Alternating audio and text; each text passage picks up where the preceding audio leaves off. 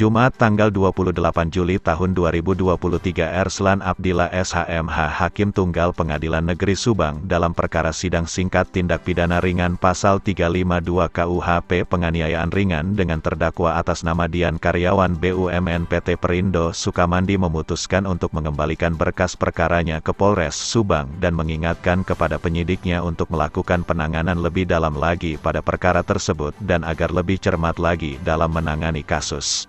Oleh karena ini sama peradilan yang tidak mengambil biaya itu ingat kata dari 351 Undang-Undang Nomor 8 Tahun 2001 kuat surat laporan lain yang berkaitan dengan perkara. Ingat menyatakan perkara. Jadi kalau nama terdakwa Dian ini memberikan berkas perkara nomor 2003 ini memberikan biaya perkara. Mendengar pernyataan hakim seperti itu sontak saja publik kaget bercampur heran sekaligus prihatin. Sebab baru kali ini ada putusan seperti itu apalagi hakim mengingatkan penyidik agar cermat lagi dalam menangani kasus sehingga timbul pertanyaan jangan-jangan ada kesalahan prosedur. Seperti diketahui bertindak sebagai jaksa penuntut umum sekaligus penyidik dalam sidang tersebut adalah Kanit didampingi anggota unit harta benda Harda dan unit tindak pidana tertentu Tipiter Satuan Reserse Kriminal Polres Subang. Berdasarkan hasil cross-check di lapangan diduga ada beberapa kejanggalan dalam penanganan kasus tindak pidana penganiayaan atas nama pelapor M. Yusuf Tajiri dengan terlapor atas nama Dian di Satreskrim Polres Subang diantaranya yang awalnya tindak pidana berat dirubah jadi tindak pidana ringan dan lebih parah lagi status korban juga malah dijadikan tersangka karena tersangka melaporkan balik korbannya sehingga dua-duanya dijadikan tersangka dengan tuduhan penganiayaan ringan atau tipiring. Perlu diketahui bahwa untuk laporan korban Yusuf Tajiri ditangani oleh unit Harda dan laporan Dian yang tadinya sebagai tersangka lapor balik sebagai korban ditangani di unit Tipiter Satreskrim Polres Subang. Dalam sidang tersebut penyidik pada unit Harda dan Tipiter ini menghadirkan saudara saksi yang mana adalah kakak kandung dari Dian dan menghadirkan saudara saksi dari pihak manajemen PT Perindo bernama Dedi, di mana PT tersebut adalah tempat kejadian perkara itu. Usai persidangan tersebut KBO Satreskrim Polres Subang Aan Kurniawan saat diwawancarai Perak menyatakan belum bisa berkomentar.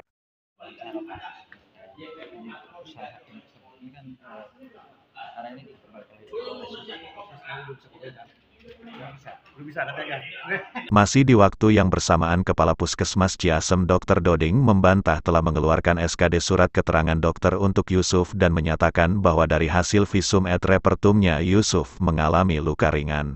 Dasar statement bahwa Yusuf itu luka ringan ya, sehingga bisa beraktivitas kembali.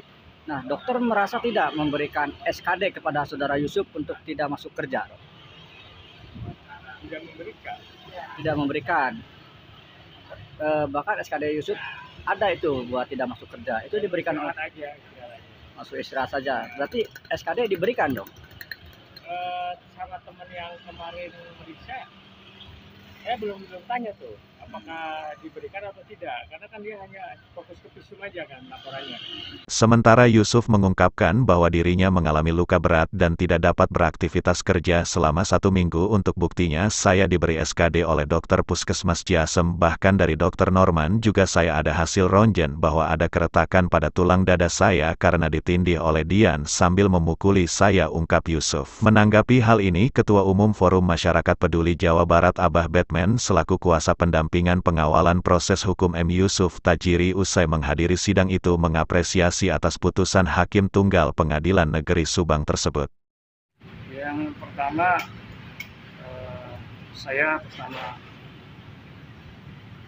Forum Masyarakat Peduli Jawa Barat, Divisi Bantuan Hukum Forum Masyarakat Peduli Jawa Barat mengapresiasi putusan Hakim Tunggal Pengadilan Negeri Subang terkait dengan putusan sidang Tipiring 352 dan dalam sana ada bahasa tidak cepat dan dikembalikan lagi ke penyidik.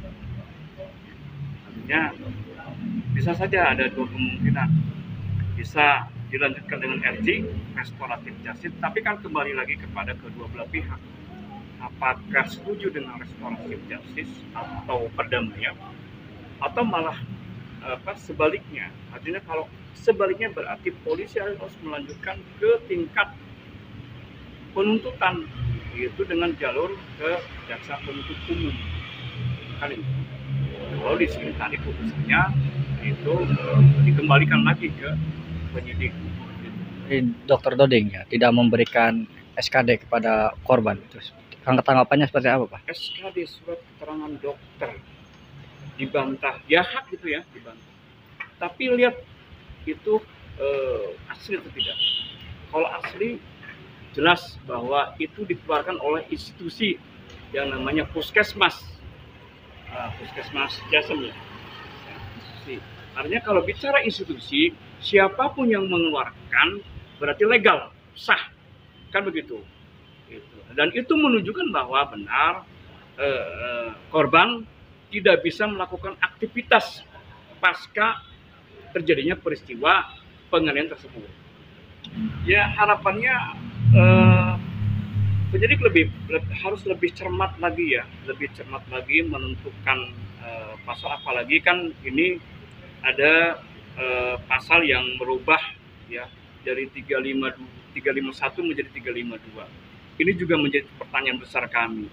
Kenapa? Karena fakta-fakta yang harus dipertimbangkan, harus dipertimbangkan. Jadi salah satunya adalah penyidik 3 hari setelah LP itu mem-BAP di rumah korban. Artinya penyidik mengetahui korban dalam kondisi lemah pada pasca dari peristiwa itu. Yang kedua, korban juga itu 1 minggu tidak bisa beraktivitas. Ya.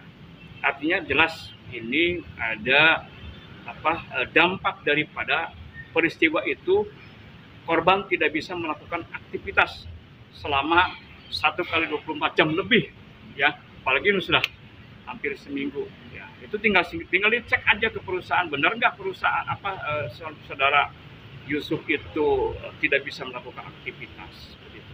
Oke. Dan harapan kita ya polisi sekali lagi harus lebih cermat kan gitu, profesional, proporsional ya.